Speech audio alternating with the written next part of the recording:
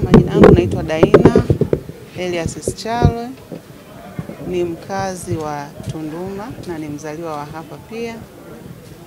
Nimekuja kuchukua fomu ya kuomba ridhaa ya kuteuliwa na chama changu cha Mapinduzi kuwania nafasi ya ubunge, kwa sababu kwanza nafasi ipo wazi, lakini pia nina uwezo wa kuifanya kazi ya ubunge kwa ajili ya wananchi wangu. Nina uwezo wa kuwa mwakilishi kwa ajili ya wananchi wangu, wa kuwakilisha wananchi wa Tunduma. Maana mimi ni mkazi wa hapa, mzaliwa wa hapa, ambaye nazitambua na kuzijua changamoto vizuri kabisa za wananchi wa Tunduma.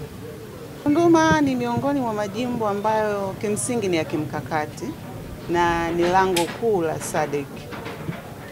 Kuna wagombea wengine ambao ni majiant kweli, lakini ninaamini katika uwezo wangu, kwa sababu ukianza kabisa na mkuu wa nchi yetu, Rais wa Jamhuri ya Muungano wa Tanzania, Mheshimiwa Dr. Samia Suluhu Hassan, amefungua na kuonyesha njia kwamba mwanamke anaweza kuwa kiongozi na akaiwakilisha nchi kwa ngazi yoyote ile.